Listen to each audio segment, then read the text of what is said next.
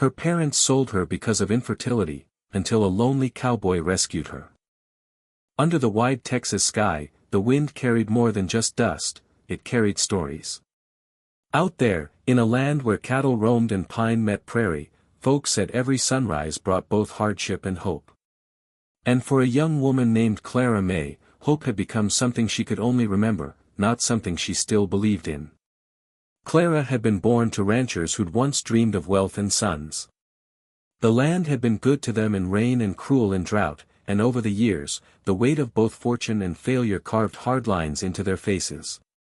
When Clara turned 21, her folks started looking for a way to ease their burdens.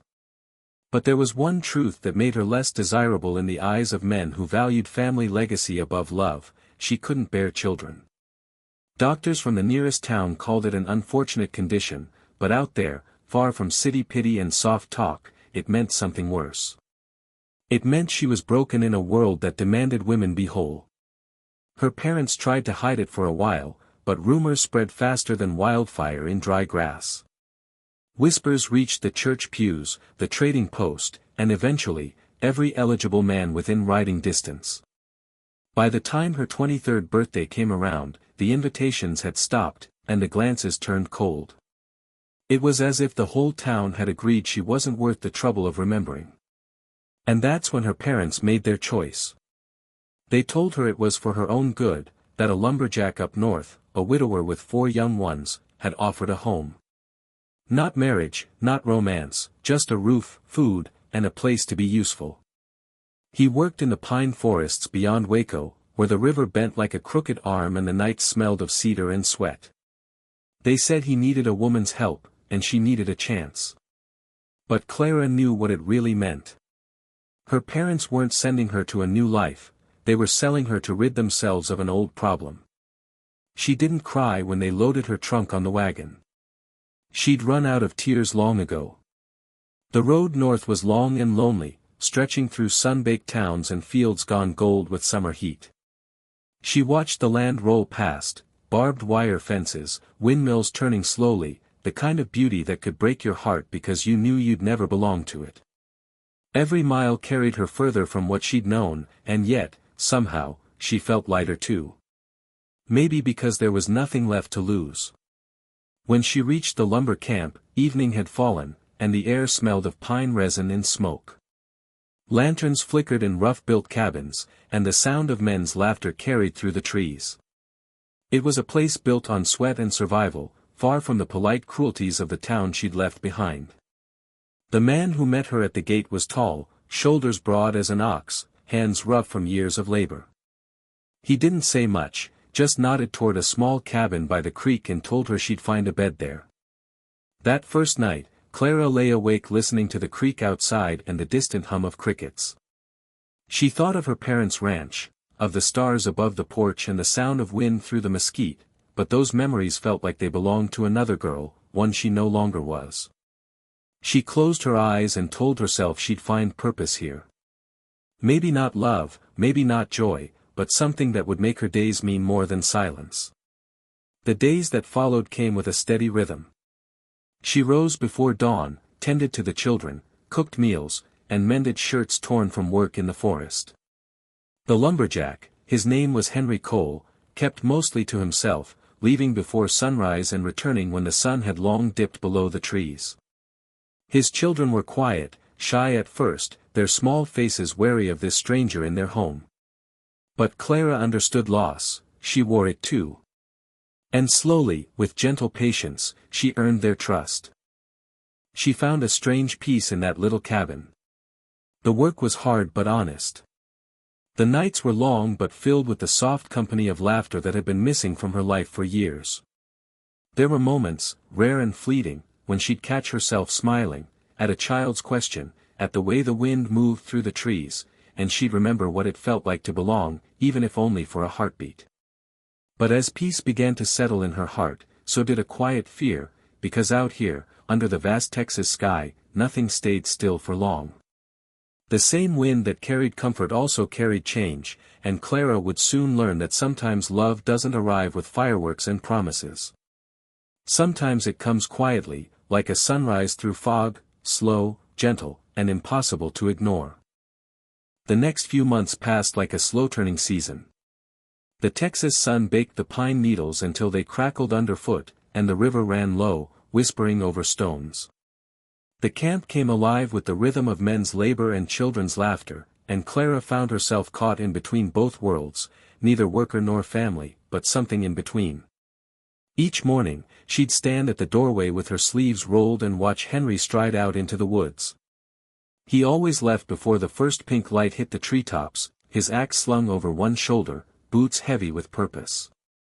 There was something about him, not loud or boastful like the men she'd known back home, but steady, like the earth beneath the trees. The kind of man who carried both strength and sorrow in equal measure. The children adored him, though they'd learned not to speak of their mother. Clara didn't ask. She could feel the weight of that loss hanging in the air, the same as the scent of pine sap and sawdust that clung to everything.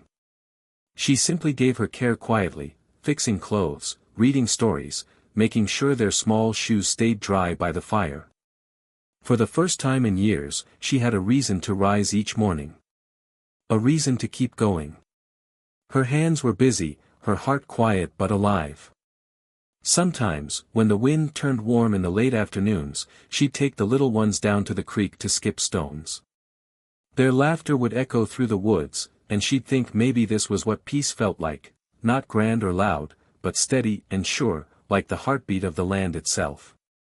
Still, not everyone at the camp saw her that way. Some of the men whispered when she passed, saying no woman came up here without reason. A few thought Henry had taken her in for the comfort of his own. Clara ignored them, but every cruel whisper was a reminder of who she'd been, the girl sold off for being less than what the world expected. One day, the whispers grew loud enough to reach Henry's ears. Clara noticed a change in him then. He grew quieter, sterner, as if trying to protect something he couldn't name. She wondered if he regretted taking her in, if maybe he, too, had started to see her as a burden. But then, one evening, he came back from the woods late, his shirt torn and his arm scraped from a fallen branch. She watched from the doorway as he sat alone on the porch, the light fading behind him. The children were asleep, and the silence between them stretched long and heavy. Something in her stirred then, not desire, not yet love, but a fierce tenderness. The kind that comes from seeing someone strong brought low and wanting to shoulder a bit of their weight. She fetched a cloth and some water, tended to his arm in the dim lantern light. He didn't say a word, but he didn't pull away either. And though nothing was spoken, a quiet understanding began to grow between them, two souls bound not by promise, but by shared solitude. After that night, things changed in small, almost unnoticeable ways. He started leaving an extra plate for her at supper, and started fixing the roof above her room without being asked. She found chopped firewood stacked neatly outside the cabin after long days, though she hadn't seen who did it. It was as if care had taken root in both their hearts, cautious and quiet but growing strong beneath the surface. When winter came, it came hard. Snow rarely touched those parts, but that year, the cold settled deep into the pines. The river froze along its edges, and the nights grew long. Food grew scarce, and work slowed to a crawl. Henry worried about keeping the children warm, and Clara worried about keeping hope alive. She spent long hours sewing and cooking what little they had, her fingers cracked from the cold, but her spirit unbroken. There were moments when she'd stand by the window at dawn and look out at the frost-tipped fields, feeling the stillness of it all. The world had shrunk to that small cabin, those 4 children, that quiet man who worked himself near to breaking to keep them fed. It was a hard life, but somehow, it felt fuller than anything she'd known before. One night, as wind howled through the trees, the roof began to leak. Henry climbed up in the freezing dark to patch it, refusing help. Clara waited by the fire, heart pounding, praying he'd come down safe. When he finally returned, soaked and shivering, she wrapped him in blankets and tended the fire higher. He didn't meet her eyes, but the air between them was different now, charged, warm despite the cold around them. It was then that Clara realized something she hadn't dared to before: she wasn't a burden here. She wasn't a castaway. She was needed. Wanted, even if no one had said the word. And in that realization came something close to love, though she didn't name it. Not yet. As the days crawled toward spring, the snow melted, and the river sang again. The camp came alive with laughter and labor once more. But Clara's heart carried a new rhythm now, the slow, steady beat of belonging. She'd been sold once, given away like something broken. Yet out here, in a rough cabin by the creek, she'd found something precious no money could buy, the quiet beginning of a home. What she didn't know was that life, same like the Texas weather, can turn without warning. The peace she'd built was fragile, and storms were never far off on the horizon. And soon, a storm would come, one that would test everything she'd built, and show what love was truly made of. Spring stretched across the Texas hills like a promise. Wildflowers sprouted along the creek, and the scent of wet pine and fresh earth filled the mornings. Clara had grown used to the rhythm of her days, feeding the children, tending the cabin, and finding small moments to herself when the world seemed still enough to breathe. But even in the soft light of spring, life had its way of testing patience, and the calm they had built would not last unchallenged. The camp had never been without hardship. A storm had always lingered in the distance, and that year, it arrived early. One morning, the wind carried a restless sound through the pines, a low, moaning warning that the weather had turned. Dark clouds rolled over the horizon, and Henry rose before the sun to check the forest, his broad shoulders hunched beneath the weight of both worry and responsibility. Clara watched him from the porch, noticing the tension in his jaw, the way he paused at each tree as though listening to something only he could hear. The children were restless, sensing the shift in the air.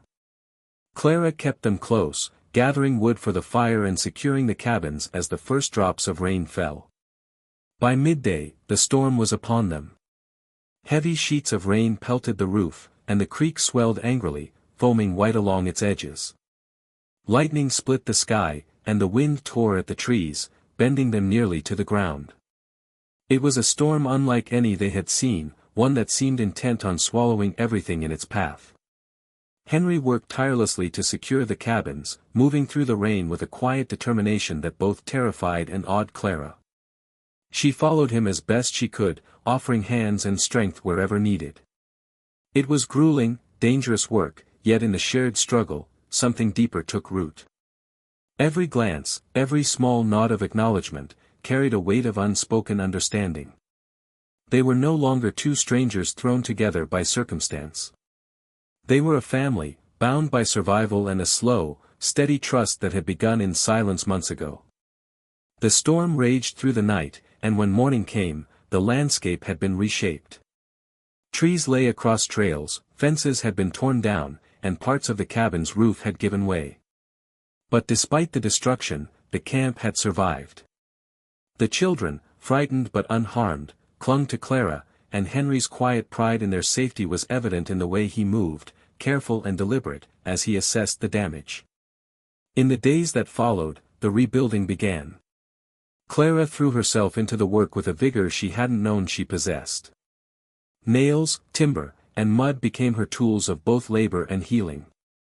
Each repaired board and patched roof felt like a reclamation of the life she had almost lost. Henry, too, poured himself into the work, his quiet strength guiding the efforts of the children and the remaining men at the camp. They moved in a rhythm that felt almost sacred, sweat and determination mingling with laughter, grief, and hope. It was at this time, among the labor and small triumphs, that Clara felt love begin to take shape in a way she could no longer deny. Not the fleeting spark of passion she had read about in novels, but a love born of shared hardship, quiet sacrifice, and unwavering presence.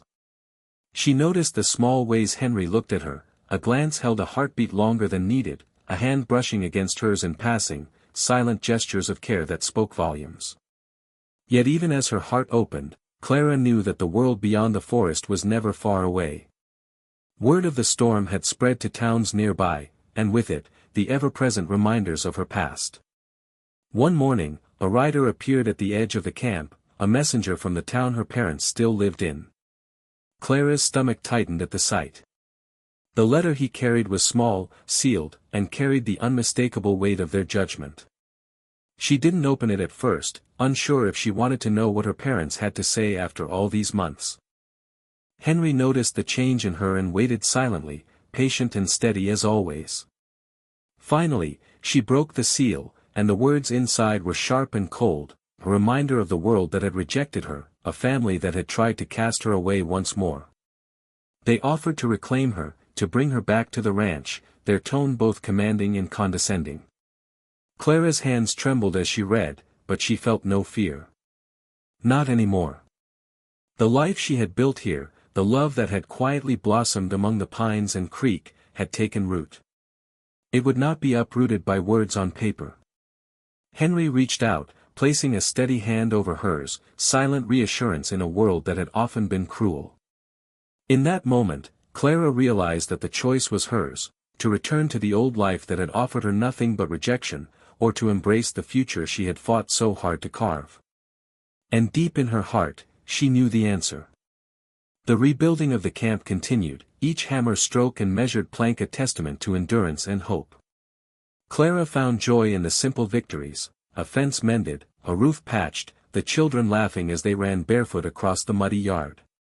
She began to see herself not as someone sold or discarded, but as a woman who could give and receive love, who could create a home, who could be a mother not only to the children she had been given but to the part of herself she had nearly lost. And Henry, in turn, began to show her the depth of his own heart. His quiet, steadfast ways were more eloquent than any grand declaration.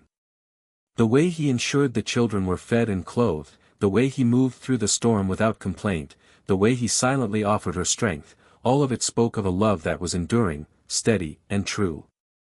By the time spring fully arrived, bringing sun-soaked days and the scent of wildflowers heavy in the air, the camp had transformed. Where the storm had torn and battered, they had rebuilt stronger, steadier, and more alive. And within that transformation, Clara and Henry found a new kind of intimacy, one built not on fleeting passion, but on shared struggle, unspoken understanding, and a trust that had been tested and proven. The shadows of the past still lingered, of course. Clara remembered her parents' rejection, the whispered doubts of men in distant towns, and the years of loneliness she had endured. But those shadows no longer held power over her. They were part of her story, yes, but they did not define the life she had now. With Henry and the children, she had found something far more enduring, a family forged in hardship, a love proven in silence, and a home that would shelter them through any storm yet to come. And so, under the wide Texas sky, Clara May began to understand the meaning of belonging. Not the belonging of wealth, status, or family expectation, but the belonging of heart, of hands joined in labor and care, of a love that had been earned through patience, courage, and quiet sacrifice. She had been sold once, given away as if broken. But in the heart of a lonely lumberjack and the laughter of his children, she had found herself restored, cherished, and unconditionally loved. The storm had tested them, but it had also revealed the strength of what they held. And as the sun set over the hills, painting the sky in shades of amber and rose, Clara felt the deep, enduring truth settle in her heart, that sometimes, the greatest storms bring the most precious gifts, and that love, steady, unyielding, and real, was worth every sacrifice. Summer came slowly to the hills of Texas, stretching golden across the pine-strewn fields and casting long shadows along the creek. The camp had settled into a rhythm, a harmony born of sweat, laughter, and quiet endurance. Clara moved through the days with a new lightness, each morning a reminder that she had survived storms both of weather and of the heart, and that she had emerged stronger, more certain of her place in the world. Henry rose with the sun as always, but now, when Clara watched him from the doorway of the cabin, she no longer felt the fragile worry that had marked her earliest days. Instead, there was a quiet warmth that spread through her chest, the kind that comes from seeing someone not just survive, but flourish alongside you. The children, once shy and uncertain, had grown bold with trust and affection, running barefoot along the creek banks, their laughter ringing through the air like bells of freedom. The cabin, patched and strengthened after the spring storm, stood as a testament to their shared labor. Every board nailed, every stone moved, every corner swept clean carried the memory of days spent together, building not just a home, but a life. Clara found herself lingering in small moments, the curve of a child's smile, the way Henry's shadow stretched long in the morning light, the scent of pine resin carried on the breeze. These were the treasures of a life reclaimed. One evening, as the sun dipped low and painted the sky in shades of gold and amber, Clara walked along the creek with the children at her side. They splashed and laughed, and she let herself breathe in the freedom of the day, the softness of the world after the harshness it had once held. She felt the gentle press of Henry's presence behind her, steady and unannounced, and she allowed herself to imagine a future she had once thought impossible. That future was no longer impossible. She had seen it in the quiet moments of care and courage, in the steady rhythm of Henry's work, in the laughter of the children who had come to call her mother. She realized that love had never been about grand declarations or dramatic gestures, it had been about the steadfast presence of another heart alongside hers, unyielding and true. The days unfolded with a peaceful certainty. Clara tended the garden, gathering vegetables and herbs to feed the family, while Henry worked in the forest, felling trees and hauling lumber with skill and strength. They shared tasks without ceremony, without words of obligation, a dance perfected through months of shared life. Evenings were spent by the fire, the children curled up nearby, and Clara felt a sense of contentment that had once seemed beyond reach. Word from her past came again, but it no longer held power. A letter arrived from her parents, expressing regret and a desire to reconcile. Clara read it carefully, noting the words without emotion. She understood the sentiment, yet it no longer shaped her life. She had found her family here, in a cabin by the creek, among pine and river and laughter. She had found love in the quiet endurance of a man who had given her not pity, but respect and trust, and in the acceptance of children who had welcomed her heart as their own.